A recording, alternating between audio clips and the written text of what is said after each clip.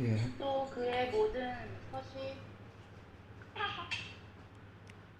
또 그의 모든 서신에서도 이것들에 관해 그 안에서 말하였으되 그 안에 깨닫기 어려운 것이 더러 있으므로 배우지 못하여 불안정한 자들이 다른 성경 기록들과 같이 그것들도 왜곡하다가 스스로 파멸에 이르느니라. 그러므로 사랑하는 자들아 너희가 이것들을 미리 알았음즉 그 사악한 자들의 오류에 이끌려 너희도 너희 자신의 굳건함에서 떨어지지 아니하도록 주의하라. 오직 은혜 안에서 자라고 우리 주 곧 구원자 예수 그리스도를 아는 것에서 자라라. 그분께 영광이 이제와 영원토록 있기를 원하노라. 아멘. 아멘. 베드로 전 후서를 기록한 베드로는 많은 경험을 했었죠.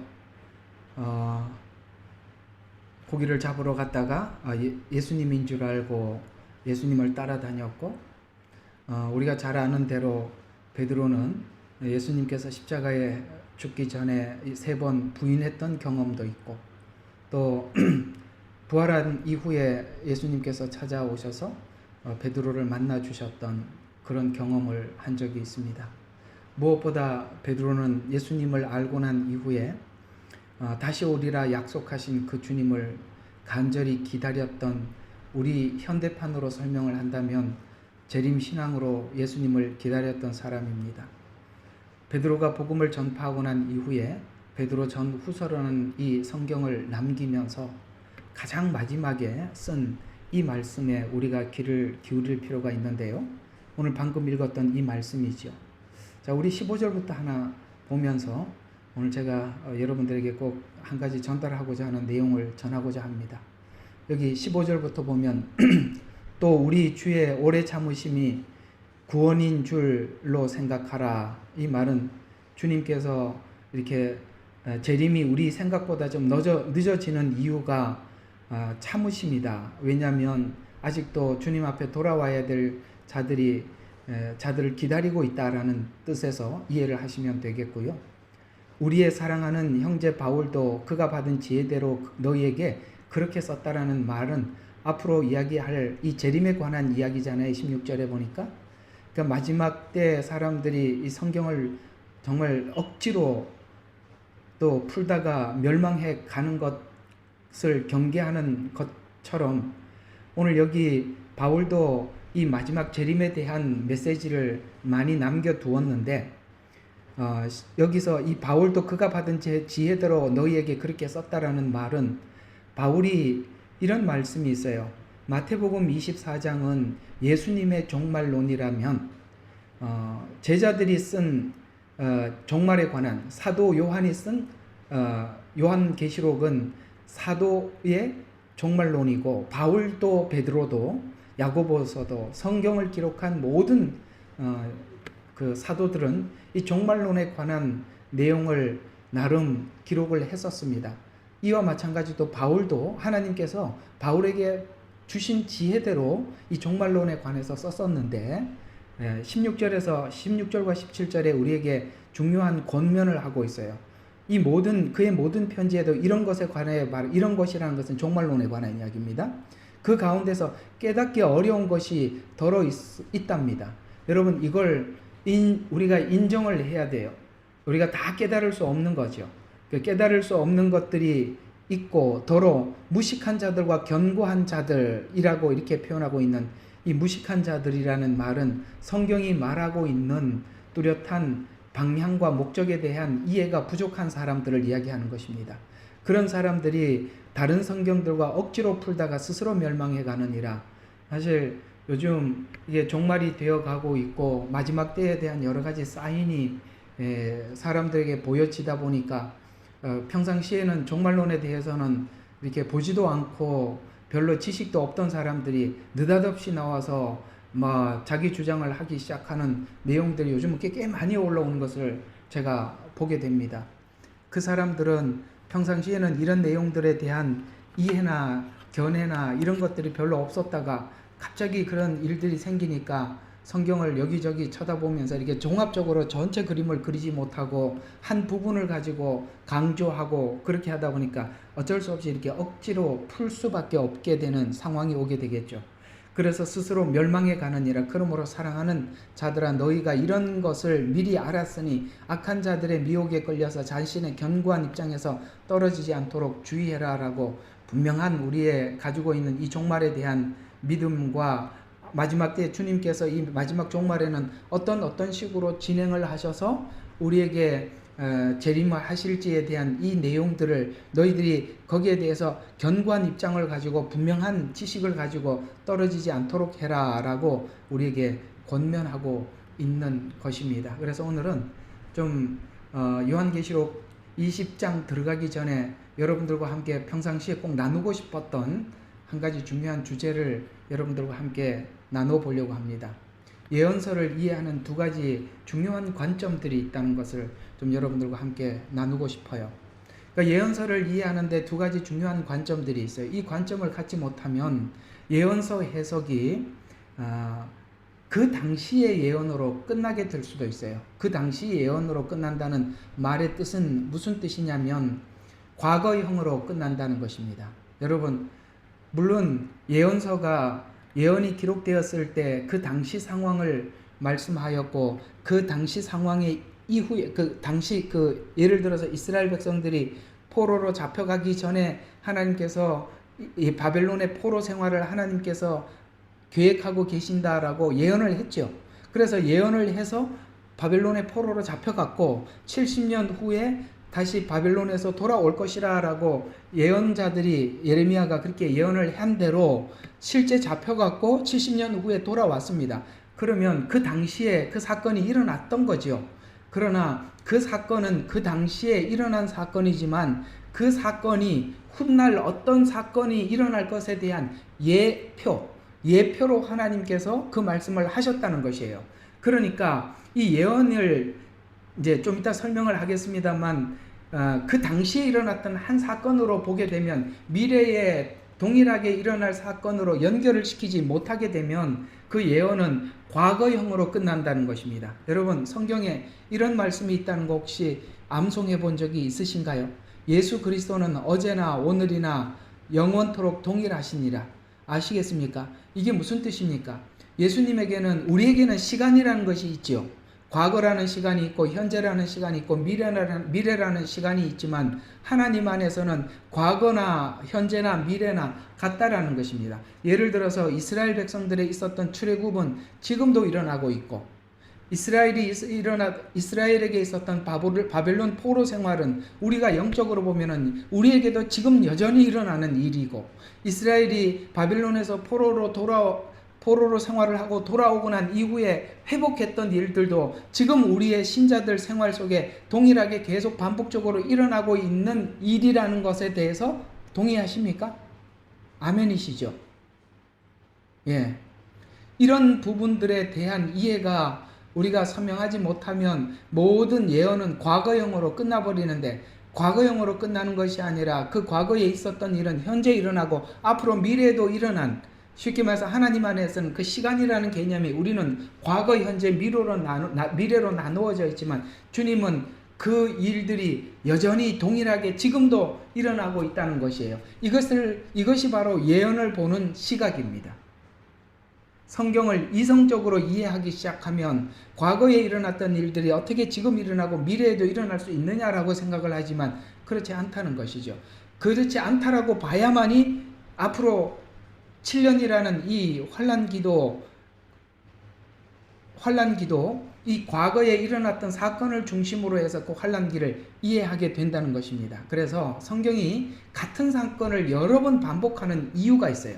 왜 같은 사건을 여러 번 반복해서 설명하는 이유는 중요한 교육적, 문학적 목적을 가지고 있는데, 첫 번째는 강조를 어떤 중요한 부분을 강조하기 위함입니다. 뭐라고요? 중요한 것을 강조하기 위해서 반복해서 일어난다는 것입니다. 반복은 특정 사건이나 교훈의 중요성을 강조하기 위해서 독자들에게도 이 사건이나 메시지에 주의를 기울이도록 하기 위해서, 예를 들어서 심판에 대한 설명을 할 때도 하나님께서는 에덴의 심판, 그 다음에 노아의 심판, 그 다음에 소돔과 고모라의 심판, 그 다음에 가나안 백성들에 대한 심판, 이스라엘 백성들에 대한 심판, 이방 나라들의 심판, 심판도 수도 없이 많이 나온다는 거죠. 왜 그런 심판이라는 주제가 계속 등장하느냐? 굉장히 중요한 거기 때문에 그것을 강조하기 위해서 반복해서 설명을 해주고 있다. 또 다양한 관점에서 제공하고 있다. 같은 사건이 여러 저자나 책에서 다루어질 때 각기 다른 관점이나 세부사항을 추가해 줌으로써 좀 더 깊은 이해를 할 수 있도록 돕기 위함이다.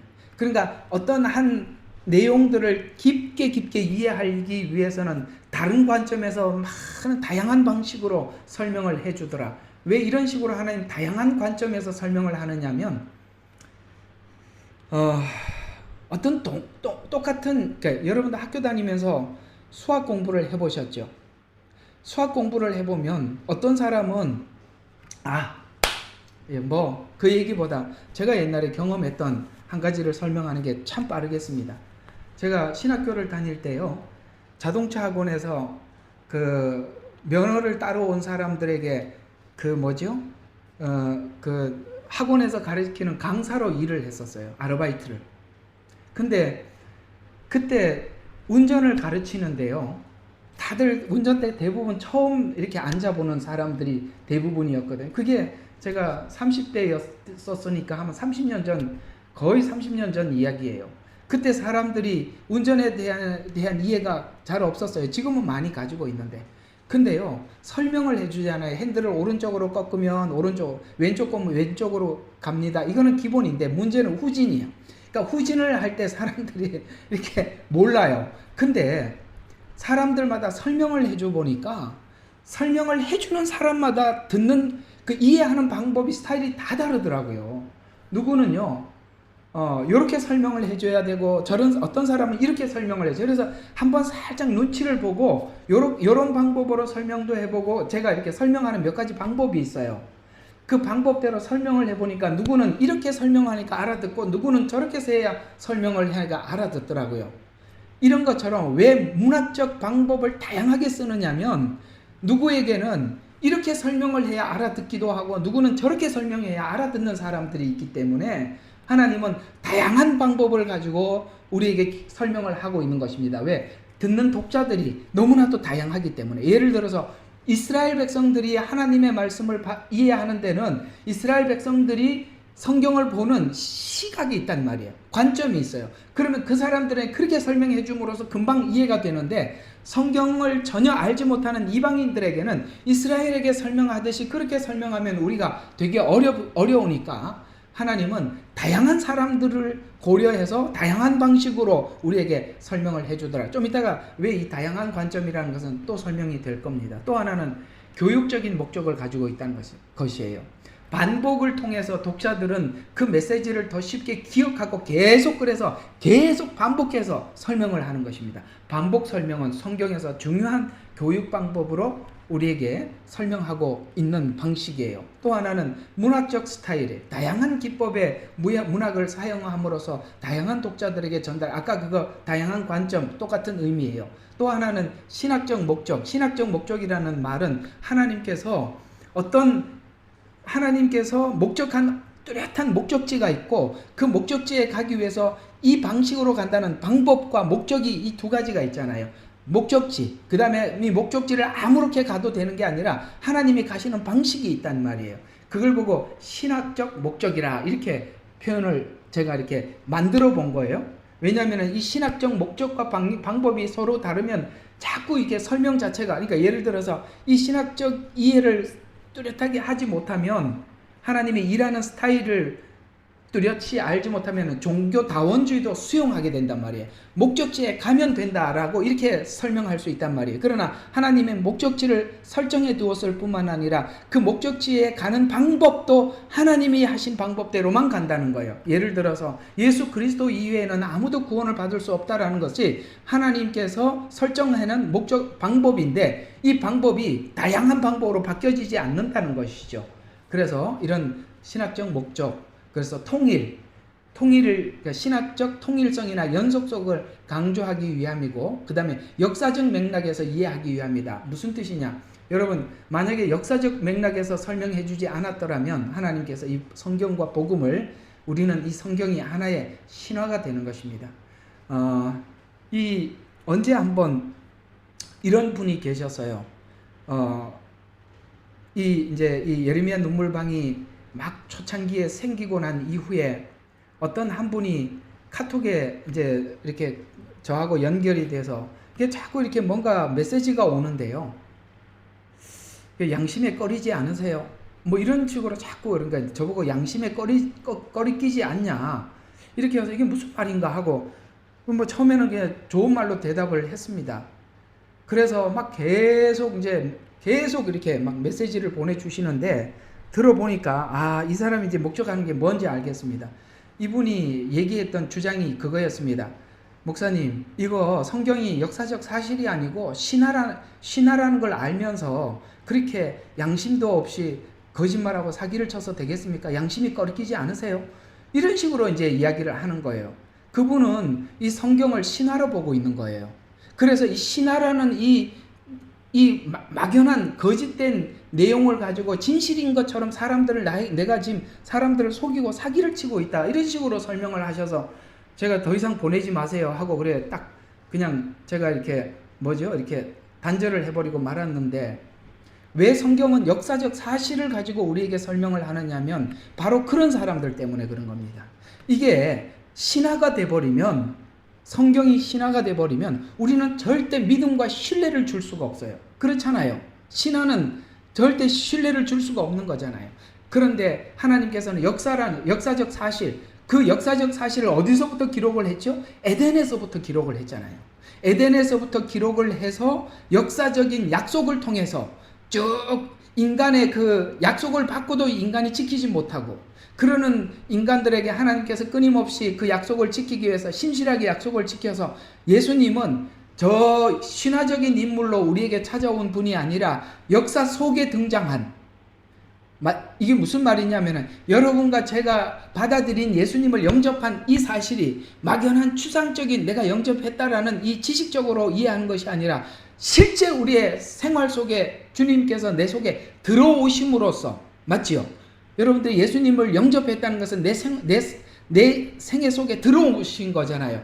들어오셔서 실제 내 생활 속에서도 과거의 생활이 있고 예수님 영접한 이후의 생활이 있듯이, 역사적인 내가 이 변화된 이 사실이 추상적인 것이 아니라 실제적인 역사적 사실로 우리에게 변화가 일어났던 것처럼, 이해가 가세요?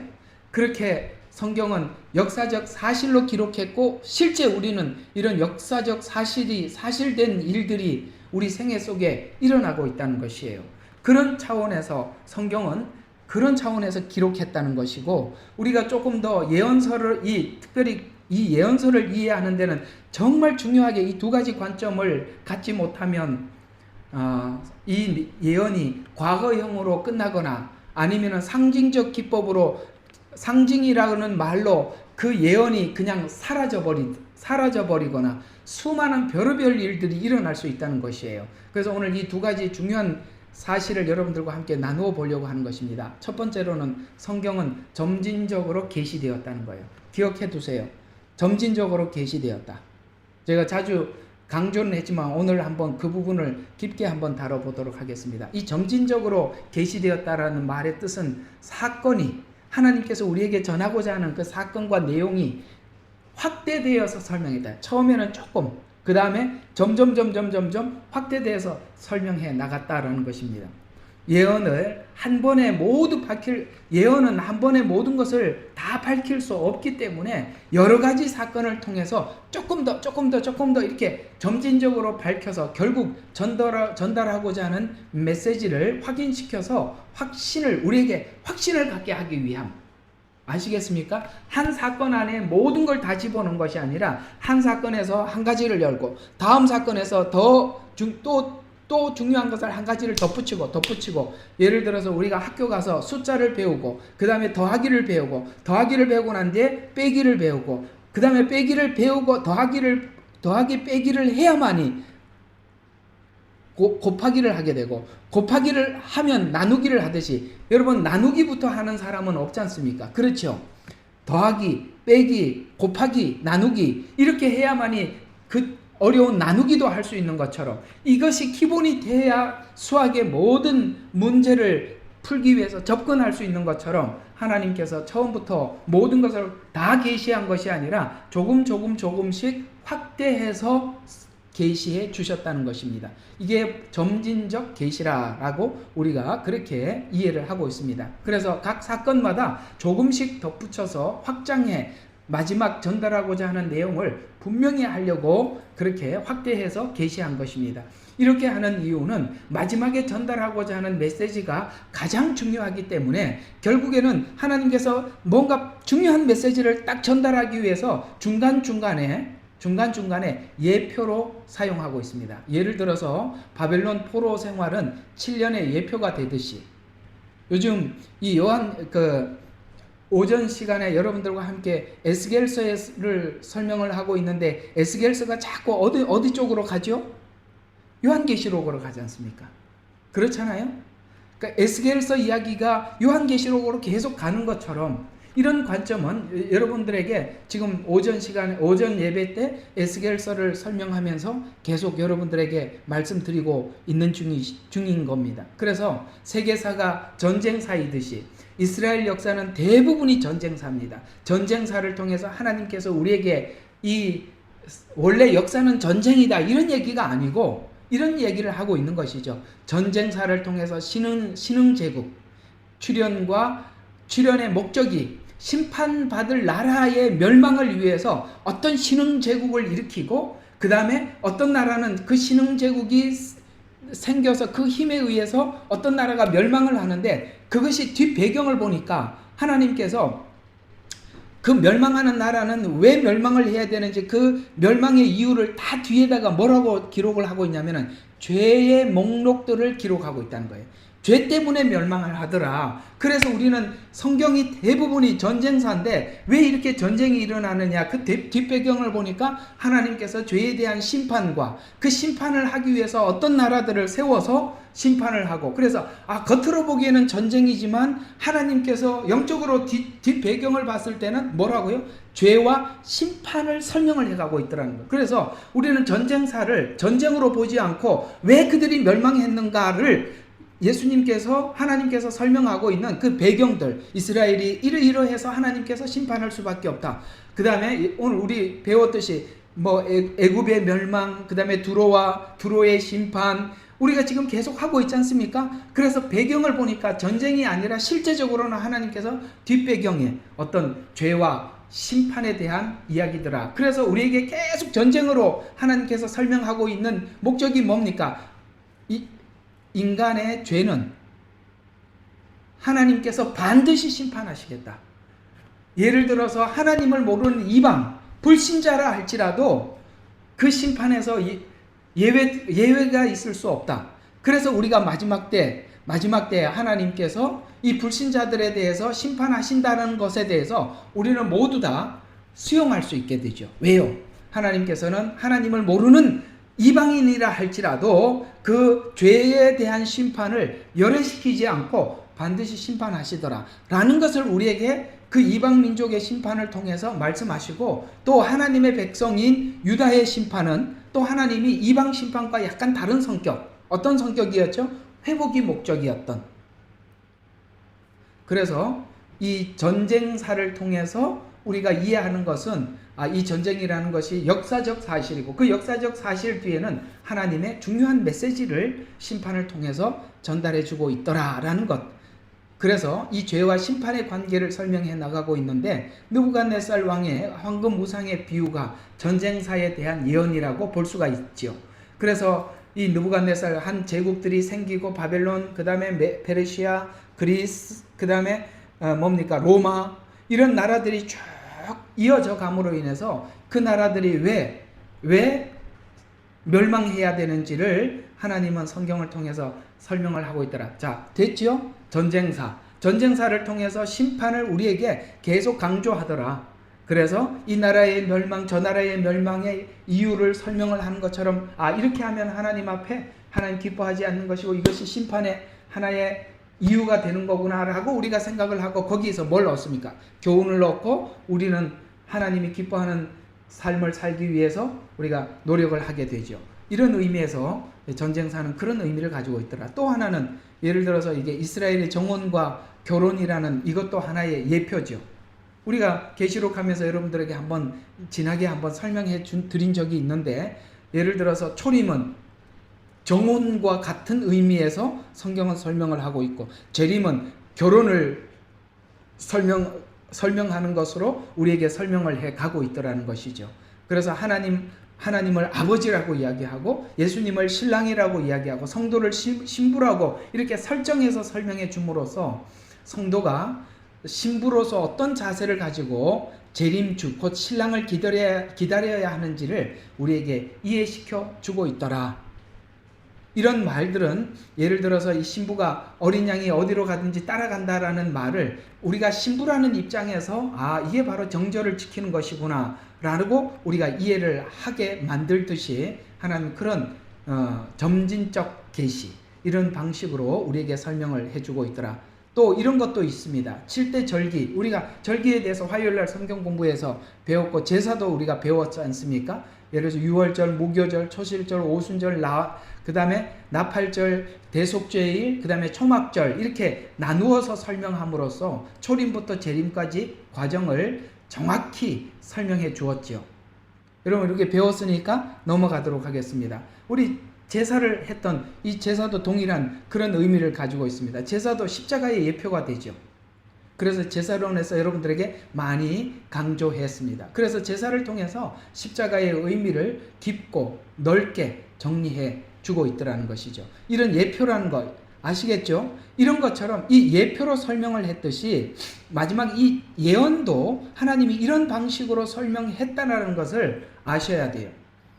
그래서 과거의 전쟁은 마지막 때 전쟁의 예표가 되듯이 전쟁을 통해서 영적 배경이 되는 사단의 세력과 최후 전쟁이 어떤 의미를 가지고 있는지, 최후 전쟁에 대한 목적이 무엇인지 하나님께서는 이런 긴 전쟁사의 배경을 통해서 우리에게 설명을 해 주려고 했었다라는 것입니다.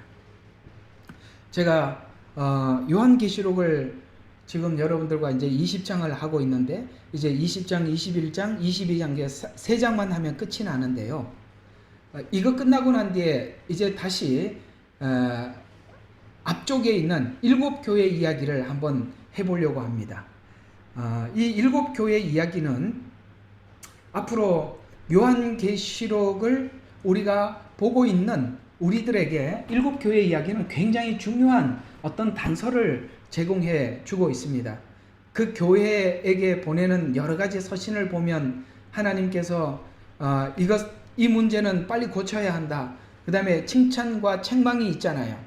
그 칭찬과 책망을 하고 난 이후에 시험의 때를 면하게 하리니 라는 말씀, 그런 말씀들도 있고, 그런 것들이 이제 요한계시록과 어떤 관련이 있는가라고 살펴보게 되면 우리는 이 7교회에 보내는 이 서신이 굉장히 중요한 메시지가 담겨 있다는 것을 알게 되고, 각자가 여러분에게 주시는 권면의 메시지들을 우리가 각자가 받아야 될 사람들은 받아서 그걸 빨리 정리하고 준비하지 않으면 앞으로 이 환난, 이 앞으로 7년이라는 이 시간 앞에 여러분과 제가 그 문제로 인해서 큰 어려움을 당할 수 있는 것입니다. 그래서 이 계시록을 다 마치고 난 이후에 요한계시록을 다시 한번 보게 되면 그 요한계시록 앞에 있는 7교회에 보내는 이 서신들과 권면들이 여러분들이 이게 보통 이야기가 아니라는 걸 알 수가 있어요. 나중에 그 부분은 좀 더 다루어 드리도록 하겠습니다. 이 7교회에 보내는 메시지들은 그저 그냥 7교회에게 보내는 그런 단순한 이야기가 아니라 이 앞으로 7년 환난이라는 과정과 굉장히 밀접한 관계를 가지고 있어요. 그래서 이게 아까 말씀드린 것처럼 이 과거 사건으로 치부해버리면 이게 점진적 중첩성과 점진성을 무시해버리면 이게 바로 이렇게 해석이 될 수 있어요. 여러분 요한계시록이 앞으로 7년이라는 시간은 여러분들 앞에 지금 다가오고 있다는 것에 대해서 이 방에 있는 저와 여러분은 누구나 다 공감하는 이야기인데 그런 느낌을 갖지 못하는 이유가 뭐냐면 아주 단순한 겁니다. 그들은 이 예언을 점진적이고 중첩적으로 설명하고 있다고 생각을 하지 않기 때문에 앞으로 이 일이 미래에 닥칠 일이라고 생각하지 않고 이미 과거에 지나간 요한 시대에 있었던 일이라고 이야기를 하는 것입니다. 그리고 또 어떤 분들은 이 7년이라는 시간에 대해서 인정을 하지만 어떤 사람들은 이 일곱 교회 이야기가 이 시대적인 이야기다. 예를 들어서 초대교회는 그러니까 초대교회는 에베소 교회는 초대교회에게 보내는 서신이고, 그 다음에 그 다음 이게 중간기에 있는 중세시대 때 있었던 이야기고, 라오디게아 교회는 마지막 주님이 오시기 직전에 있는 대형 교회에게 주는 서신이다. 현대 교회에게 주는 서신이다. 이렇게 이해를 해버리면 이 에베소 교회에게 주는 서신은 옛날 이야기가 돼버리고 우리는 라오디게아 교회에게 보내는 서신만 우리가 받게 되는 거잖아요. 그게 아니라는 거죠. 지금 이 지구상에 있는 많은 교회들은 어떤 교회는 에베소 교회처럼 그런 성향을 가지고 있는 교회가 있는가 하면 어떤 교회는 라오디게아 교회 같은 성향을 가지고 있는 교회들이 있어요. 그 각 교회마다 조금 성향이 다른데요. 저는 이 일곱 교회 문제를 함께 다루다가 어떤 생각이 드느냐면, 예레미야 눈물방에 있는 여러분들은 우리가 좀 주의해서 정말 이 교회 중에 일곱 교회 중에 어떤 교회에게 보내는 서신과 밀접한 관계가 있을까라고 생각해 보면, 제 개인적인 생각입니다만 여러분들도 공감할지 모르겠습니다만 저는 에베소 교회에게 보내는 서신에 우리는 귀를 기울여야 한다고 생각합니다. 우리는 참된 지식, 바른 믿음, 이거에 대한 굉장한 강조점은 있지만, 그러나 그것에 너무나도 지나치게 우리가 몸부림치면서 우리 그 신앙을 지키기 위해서 애를 쓰는 바람에 하나님께서 주시는 첫사랑을 잃어버린 분들이 많이 있을 수 있다는 것에 대해서 우리 함께 공감할 필요가 있는 거예요.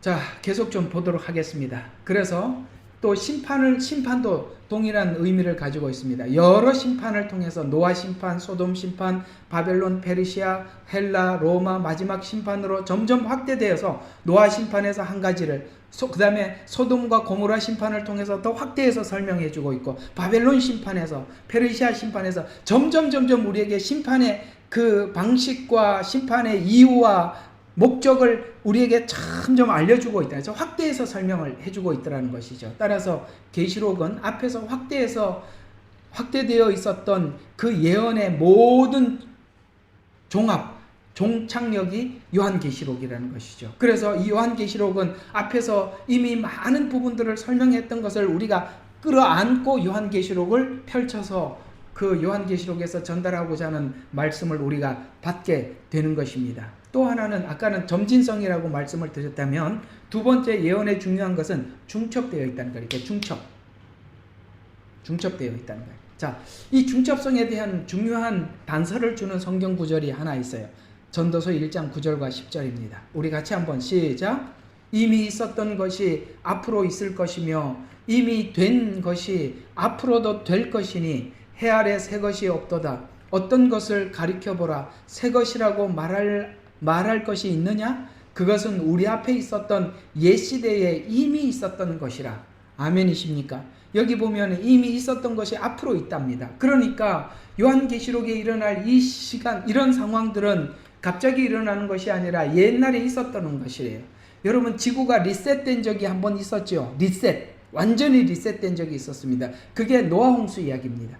여러분, 이 마지막 때는 지구가 완전히 리셋이 되는 것입니다. 이 지구는 사라지고 새 하늘과 새 땅을 우리가 맞이하게 되는 것입니다. 이런 차원에서 노아 홍수 심판은 한 가지, 지구가 완전히 리셋이 되는 거구나 라는 것을 우리에게 설명을 한 것이고, 소돔과 고모라 사건도 이 마지막 때 신자들, 예를 들어서 그 세상이 좋아서 소돔과 고모라를 선택했던 자들은 저게 누구죠? 롯과 그 롯의 가족들이에요. 그가 소돔과 고모라 성에 들어간 이유가 뭡니까? 그 성이 마치 뭐와 같았습니까? 너무나도 풍요롭고 그걸 보고 그 성에 들어갔지 않습니까? 그러나 하나님께서 그 성이 죄로 물들게 되었고 심판을 할 수밖에 없었을 때 아브라함의 역할, 그 다음에 그 소돔과 고모라 성에서 롯 가정이 구출받는 이 사건은 마지막 때 아직 세속적인 신자들이 하나님 앞에 어떻게 돌아오는 과정인지 그것을 롯의 한 가족을 통해서 설명을 해주고 있는 것이라는 거예요.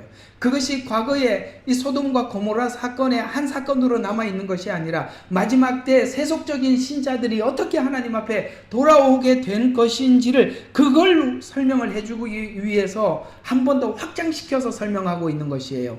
그 다음에 더 나아가서 계속 하나님께서 가나안 심판, 무슨 심판 이렇게 쭉쭉 설명을 해 감으로써 거기 한 심판마다 우리에게 주시는 메시지들이 다르더라는 거예요. 더 확장돼서 중첩해서 확장시켜 설명을 해주고 있더라 라고 말씀하신 것처럼 하나님께서 이미 있었던 사건을 통해서 앞으로 있을 일들을 설명을 해주고 있더라는 것이죠. 이것이 바로 중첩성을 이해하는데 중요한 자료가 되는 것입니다. 새로운 사건이 아니라 이미 있었던 사건들을 확대해서 중첩시켜 놓은 것입니다.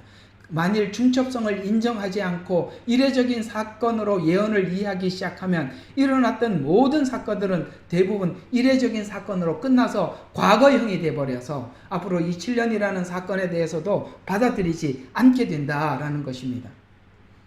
그래서 70일이라는 이것도 하나의 중첩성과 그 다음에 점진성을 우리에게 설명하고 있는 방식 중에 하나인데 70일에는 69일에는까지는 초림을 설명을 했다면 마지막 한 일에는 마지막 한 일에는 하나의 관계를 가지고 있다는 것입니다.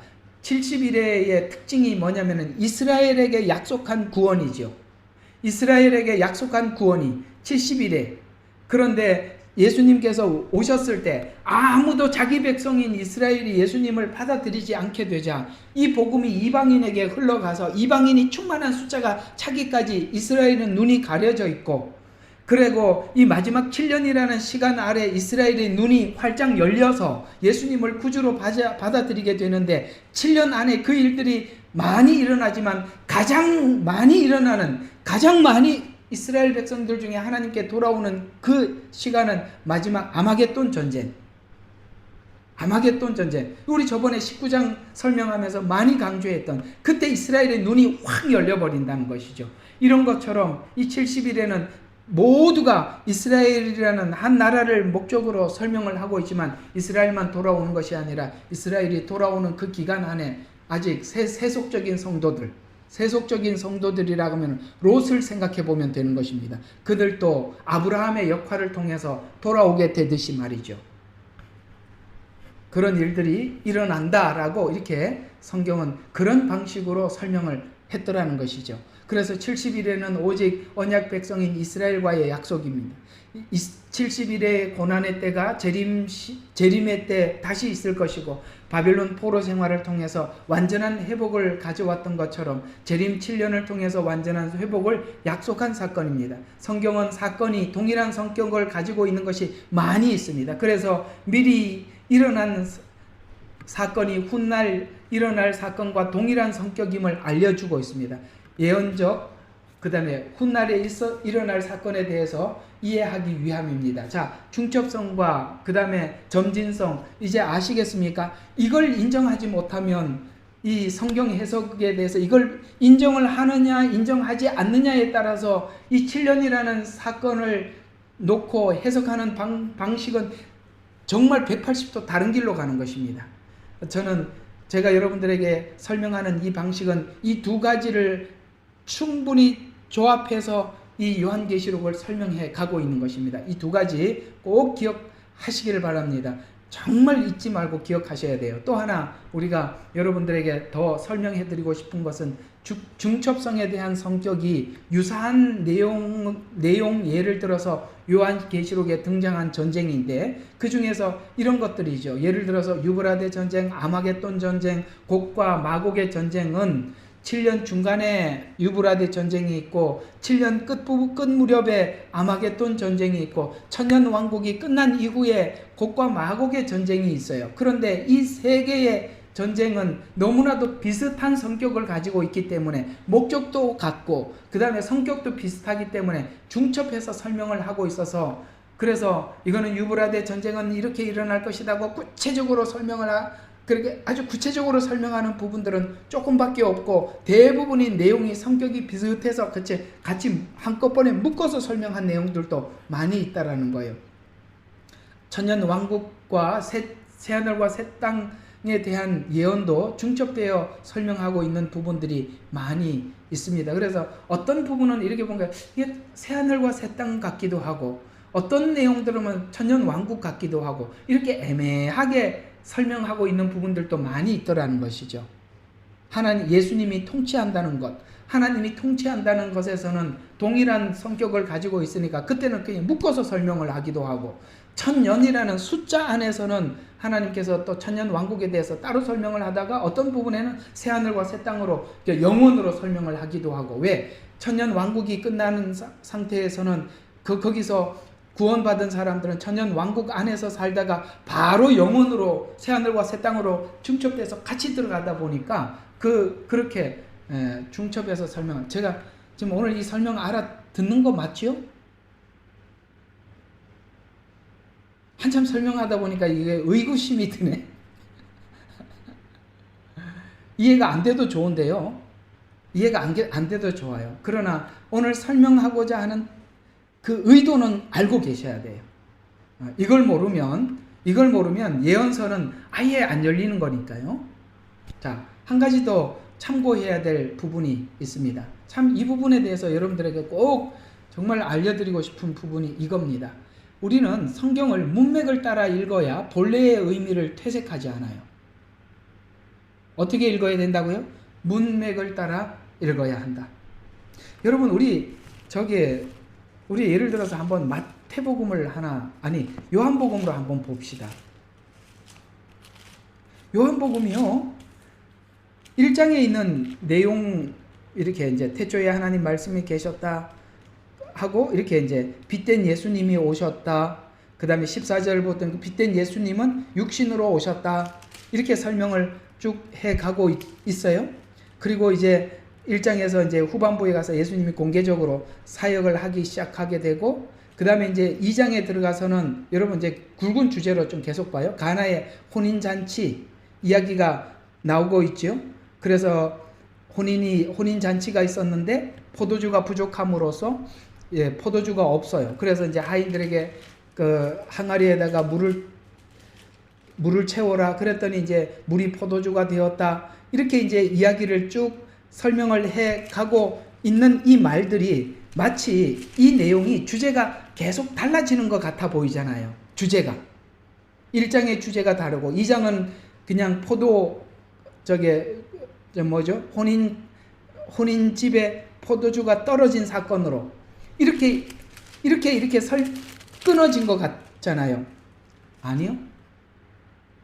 연결해서 뭔가를 계속 한 주제를 가지고 설명을 해가고 있어요. 한 주제를 가지고 계속 설명을 해가고, 한 주제를 가지고 계속 설명을 하고 있기는 한데, 이 주제를 우리가 왜 이걸 주제를 연결을 잘 못 시키느냐 하면은 지금까지 설교를 그렇게 들어왔기 때문에 그래요. 예를 들어서 우리는 여기 오늘 2장에 등장하고 있는 항아리에 물로 채워서 포도주를 바꾼 이 사건을 가지고 이 사건 안에서만 자꾸 교훈만 들어서 이 내용이 앞으로 무슨 내용하고 어떻게 연결을 시키려고 하고 있는지를 모르는 거죠. 이 내용은 떨어진 사건이 아니라 연결되어서 그 이야기가 앞으로 계속 설명이 이렇게 이어져 가고 있거든요. 이해가 가죠? 우리는 계속 설교를 단락으로 들었기 때문에 이것이 하나의 교훈이라고 생각을 하는데, 하나님은 중요한 메시지를 계속 설명하기 위해서 사건을 끌어넣는데, 이 사건이 떨어져 있는 사건이 아니라 이 사건은 어떤 주제를 설명하기 위한 예를 들기 위해서 가지고 들어온 사건이란 말이에요. 예를 들기 위해서. 오케이? 그래서 문맥을 따라서 읽어야 하는데, 그 문맥마다 다른 사건이 자꾸 들어오니까 내용이 다른 거라고 생각하는데, 내용이 다른 것이 아니라 어떤 중요한 주제가 있다는 거예요. 여러분, 요한복음의 주제가, 가장 굵직한 주제가 뭐지요? 예수님은 하나님이시다. 이게 주제입니다. 예수님은 하나님이시라.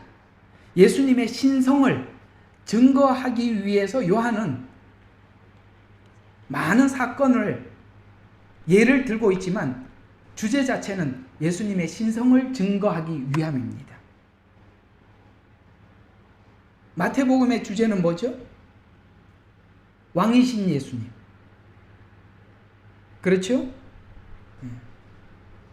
그렇게 주제들이 있더라는 것이죠. 그 주제들은 바로 사건은 달리하고 있지만 그 주제를 쭉 따라가고 있다. 그런 차원에서 이 강해 설교를 쭉 들으면 그게 보여지게 되는데, 강해 설교가 아니라 끊어진 이 주제 단락으로 계속 듣게 되면 이 주제를 연결을 시키지 못하지요. 그래서 성경을 읽을 때는 항상 문맥을 따라 읽어야 된다. 문맥을 따라 읽어야 본래의 의미가 퇴색되지 않아요. 만일 문맥을 무시하고 읽게 된다면 원하는 해석을 억지로 하는 격이 되는데요. 그래서 베드로후서 3장은 주의 재림의 날을 설명하다가 오늘 금방 읽었던 당부를 하고 있는 것입니다. 오늘 읽었던 그 내용을 다시 한번 제가 여기 주석을 좀 달아놨으니까 한번 보시죠. 베드로후서 3장 16절에 보면 그의 모든 편지에도, 이 바울 서신입니다, 이런 것들에 관하여 말하고 있으나, 이런 것들이라는 말은 재림에 관한 이야기예요.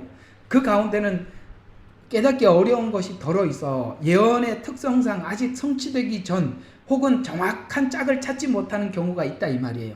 그러나 그것이 찾아지지 않거든 어떻게 하면 좋아요? 짝이 안 찾아지면 어떻게 하면 좋을까요? 그대로 두세요. 억지로 찾지 말라 이 말이에요. 여러분들이 성경 안에 있는 어떤 사건이 있으면 이런 사건이 있더라라고 알고만 계시면 돼요. 그것이 열릴 쯤이 되어서 하나님이 열어주시는 거예요. 그것이 열릴 쯤 되면 하나님이 열어주시기도 하고, 하나님께서 여러분들이 이런 성경적인 지식을 이미 가지고 있으시다면 제가 이렇게 설명을 해주다 보면 아, 그 말이 그거였구나 하고, 옛날에는 막 여기저기 이렇게 자기 자리를 찾아 들어가지 못했던 말씀들이 이게 착착 찾아 들어간다 이 말이에요. 그때까지 여러분 스스로가 그걸 해석하려고 기를 쓰고 달려들지 마라. 하나님이 안 열어주고 그냥 안 열어주면 지나가세요. 아시겠죠? 안 열어주면 그냥 지나가면 돼요. 그래서 무식한 자들과 성경의 의미를 정확히 알지 못하는 사람들을 이야기하겠죠?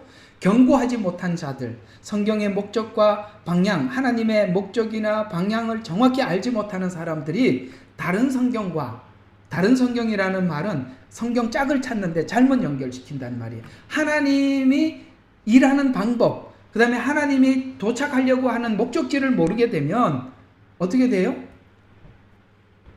억지로 풀게 돼요. 그렇게 되면 내 스스로가 내가 멸망하는데, 그래서 자기가 스스로 풀어놓고 잘못 풀어놓고 거기에 대해서 너무나도 확신을 가지고 있게 되면, 여러분 그렇게 잘못된 확신을 가지고 있는 분들은 아무리 권면을 해도 안 받아들이려고 해요. 그거 정말 큰 문제거든요. 그렇게 하면 안 되는 거예요. 스스로 멸망해 가느니라. 그런 분들은 이 베드로후서 3장 16절에 주는 이 교훈을 마음속에 새겨 두셔야 돼요. 스스로 멸망해 간다는 거예요. 그래서 17절에 이렇게 권합니다. 그러므로 사랑하는 자들아, 우리 보고 정말 사랑하는 우리들에게 하는 말이죠. 너희가 이런 것을 미리 말하였으니 악한 자들의 미혹에 이끌려 자신의 견고한 입장에서 떨어지지 않도록 주의해라. 아시겠습니까? 하나님께서 이미 알려준 거기에 대해서 견고한 입장이 뭐죠? 우리가 가지고 있는 견고한 입장이 뭐죠? 18절에 한 절 더, 아까 요거는 그냥 제가 지나쳤는데, 우리가 알고 있는 복음의 가장 중요한 중심이 이거예요. 18절 보면은 오직 은혜와, 아멘. 오직 은혜입니다. 여러분과 제가 받은 구원이 뭐죠? 은혜로 받은 구원이잖아요. 그래서 이 은혜에서 떨어지지 말라는 거예요. 그래서 오직 은혜와 우리 주 곧 예수 그리스도를 아는 지식. 성경은 다 누구 이야기예요? 예수 그리스도에 관한 지식이에요. 그래서 예수 그리스도에 관한 지식 안에서 자라가라. 아멘. 은혜와 예수 그리스도 안에서 자라가는 거예요. 여기서 벗어나지 마라. 그래서 영광이 이제 영원토록 그에게 있을지어다. 이렇게 견고한 지식이라는 것은 은혜와 곧 예수 그리스도를 아는 지식, 이 두 가지라고 우리에게 말씀하고 있는 것입니다. 따라서 우리는 성경을 읽을 때도 문맥을 따라서 짝을 찾아야 하고 문맥을 절대 무시하지 말아야 하는 것입니다. 대부분 이단들이 사용하는 수법 중에 하나가 뭐냐면 철저하게 그들은 문맥을 무시합니다. 이단들하고 그들은, 여러분 혹시 이단들과 한번 성경 공부 해본 적이 있으세요? 혹시 아니면 이단들과 성경 공부했던 사람들의 이야기를 들어본 적이 있으세요? 그들은 성경 공부를 할 때마다 자기들이 어떤 목적을 가지고 그 목적에 맞는 성경 구절들을 여기서 한 절, 저기서 한 절 이렇게 뽑아서 씁니다. 반드시 뽑아서 쓰게 돼 있어요. 근데 그 뽑아서 성경을 설명을 할 때 문맥을 아는 사람들은 문맥을 가지고 질문을 하면 그들은 문맥에 대해서 절대 대답을 못해요. 절대 못하게 되어 있습니다. 왜? 그들은 성경 구절에서만 성경을 자기들이 원하는 대로 쭉 뽑아서 설명을 하는데 사용했었기 때문에, 그래서 그들이 알고 있는 지식은 다 똑같아요. 제가 고등학교 다닐 때 참 친했던 친구가 몇 명 있었는데 어느 날 난 그 친구들을 이렇게 만나게 되었는데 다른 친구들이 그런 이야기를 합니다. 야, 그 친구가 저 포항에 지금 살고 있는데요. 여호와 증인 수장이라는 거야. 포항 지부에. 와, 놀랬습니다. 저는 목사가 됐고 그 친구는 여호와 증인의 수장이랍니다. 그래서 둘이 참 친구로 커피를 마시러 만났는데, 야, 정말 뭔 얘기부터 어떻게 꺼내야 될지 모르겠더라고요. 근데 그 친구가 했던 말이 참 제 머릿속에 기억에 남아요. 야, 내가 이 여호와 증인에서 가르쳐주는 이 성경 공부를 얼마나 했는지, 내가 아마 고등학교 다닐 때 공부를 이렇게 했으면 서울대학 합격하고도 남았을 거라고 이야기합니다. 그 친구가 공부한 방식은 여호와 증인이 목적한 대로 성경 구절만 달달달 외웠을 것입니다. 아마 저하고 한번 성경 논쟁을 하기 시작했더라면 저는 문맥을 따라서 질문을 했을 것이고, 그 친구는 끝까지 자기들이 원하는 성경 구절을 뽑아서 설명하기 위해서 저하고 트러블이 계속 생길 겁니다. 한 군데도 넘어가지 못할 겁니다. 왜요? 정통 기독교는 성경을 문맥을 따라서 설명을 하고 있고, 이 이단은 원하는 성경 구절을 뽑아서 성경 구절로 사람들을 현혹을 시킵니다. 성경 구절을 가지고 설명을 하면서 딱 뭐라고 이야기하느냐면 성경은 하나님의 말씀이다. 그래서 이단들과 대화를 할 때는 반드시 이 약속을 하고 딱 시작하자 그래요. 저는 첫 번째, 이 성경 말씀은 절대무한 하나님의 말씀이라고 당신이 인정하느냐? 그렇다. 그 사람들도 분명히 그렇게 인정을 한다고 그러거든요. 그 다음에 저도 인정한다고 그래요. 그러면 두 번째 약속, 성경은 문맥을 따라서 설명을 역사서라는 사실에 대해서 인정하느냐? 인정한다 그래요. 좋아. 그러면은 역사는 문맥을 따라서 그 사실을 설명하는 것이고, 그 사실은 문맥을 따라서 설명을 하는데, 앞으로 이 내용은 성경 구절과 문맥을 따라서 우리가 서로 논쟁을 하도록 하자. 이 세 가지 원칙 속에서 시작하자 그러면은 세 번째는 동의하지 않으려고 합니다. 왜? 그들은 문맥을 딱 설명을 하면 다 막힐 수밖에 없거든요. 아셨습니까? 그래서 정통 기독교는 문맥을 따라서 성경을 설명을 하고, 이단은 성경 구절만 필요한 대로 선택을 해서 설명을 한다. 요게 다릅니다. 여러분들이 지금까지 성경에 대해서 여기저기 조금씩 알고 있었는데, 많이 여기 여러분들 중에 그런 분들이 꽤 많았을 거예요. 근데 저하고 성경 공부하면서 많이 잡혔을 겁니다. 이유가 뭐냐면 다른 거 없어요. 이유는 간단해요. 저는 문맥을 따라서 강해 설교를 했기 때문에 이해가 되는 거예요. 이게 강해 설교는 그 내용을 계속 이어서 쭉 역사적 사실적으로 설명을 해 나가는 거거든요. 그러니까 우리가 여기저기 내용들을 알고 있지만 전체 그림을 딱 맞춰내지를 못하잖아요. 조각만 가지고 있는데. 근데 그 조각을 정확하게 끼울 수 있어야 되는 거예요. 그럴 때 여러분들이 그 신앙이, 믿음이 내 것이 되는 거예요. 왜냐하면 그게 확실하거든요. 사실이 되어야만이 믿음이 되는 것이지, 막연하게 좀 멀리 여기 있는 조각은 내게 믿음이 될 수 없어요. 왜냐하면 조각은 조각에 불과한 거니까 그림 전체를 그릴 수 있어야 돼요. 예를 들어서 여러분들이 지금 여기 예배를 드리는 여러분들이 여기 이제 그 화면에는 저까지 5명이 나와 있어요. 5명이 나와 있는데 요걸 이제 조각을 가지고 막 이렇게 저에게 어떤 조각을 줬다고 가지고 있다고 합시다. 그러면은 제가 여러분들 요 그림을 요 사진을 알고 나면은 지금 여기는 우리 아들 머리 부분이구나 하고 거기다 갖다 붙이고, 여기 라영자매 여기는 지금 팔이구나, 상명자매 이쪽이 왼쪽이구나. 제가 이 그림 전체를 알고 있기 때문에 그걸 조각을 갖다 붙일 수 있잖아요. 전체 그림을 모르면 조각을 가지고 이게 어디다 갖다 붙여야 돼. 그래서 뭐 잘못 붙이면은 한쪽은 이렇게 상명자매님 어떤 부분을 갖다 붙여, 여기 라영자매인데 갖다 붙여놓기도 해. 신종수 형제님, 자매님, 형제가 아니라 자매님 여기다 갖다 붙이고 이러면 안 되잖아요. 전체를 알아야만이 그걸 붙이는 거예요. 성경에는 이렇게 사건을 조각조각 내서 설명하는 부분이 많이 있는데 이 조각을 어디다 붙이는지를 모르기 때문에 여러분들에게 믿음이 안 되는 거예요. 그림을 그릴 때 믿음이 된다는 거예요. 아시겠죠? 그게 바로 문맥이에요. 문맥은 그래서 중요한 것입니다. 그래서 절대 문맥을 무시하지 말아야 돼요. 사건이 다르게 등장하더라도 중요한 주제는 계속 그 주제를 가지고 설명을 해 나가고 있는 것입니다. 예수님의 신성을 증거하는데 요한복음은 전부 다 할애를 했어요. 신성을 증명하는데 요한복음 대부분을 할애를 했다면 요한복음에는 가장 중요한 주제가 뭐예요? 사랑이죠.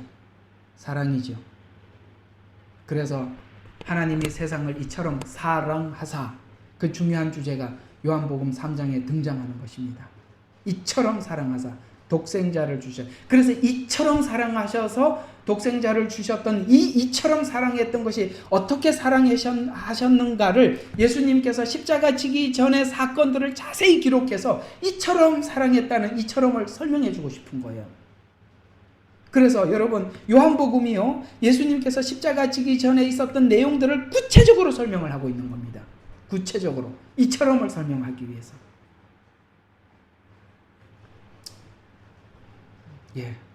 여기까지만 하겠습니다. 할 얘기는 많지만 오늘 이야기 정말 중요한 이야기니까 다시 한번 정리를 해드리겠습니다. 자, 성경은 점진적이다. 내용을 점진적으로 설명을 해왔다. 두 번째, 성경은 뭐라고요? 중첩성이 있다. 과거에 있었던 사건은 미래의 중요한 한 사건을 설명하기 위한 것인데, 그 중에 이 중첩성의 가장, 점진과 중첩성의 가장 클라이막스가 뭘까요? 요한계시록이에요. 이게 계속 중첩으로 설명하고 그 다음에 확대해서 설명을 하고, 그렇게 설명을 하고 난 뒤에 요한계시록을 설명을 해준 거거든요. 또 하나 꼭 잊지 말아야 될 것이 뭐라고요? 성경은 문맥을 따라 읽어야 한다는 것. 성경 구절 한 구절보다 문맥을 따라서 설명을 해야 한다. 그래서 제일 좋고 안전한 방식이, 설교하는 안전한 방식이 뭐냐면 본문을 길게 잡아서 본문을 그대로 설명을 해주는 것입니다. 이런 설교 방식이 참 좋은 설교 방식이에요. 제가 우리 사모님 목요일마다 설교하는 걸 보면 본문을 굉장히 길게 잡고 그 길게 잡은 본문을 쭉 설명해 주면서 설교를 하는 그런 방식을 가지고 이렇게 설명을 하고 있던데, 그 방식이 가장 정확하고 안전한 방식이에요. 그래야 문맥을 놓치지 않기 때문에 그런 것입니다. 자, 오늘 몇 가지 성경을 보는 관점을 여러분들과 함께 나누었습니다. 여러분들에게 큰 도움이 되시기를 부탁을 드리고, 우리 한번 오늘 들은 말씀을 기억하시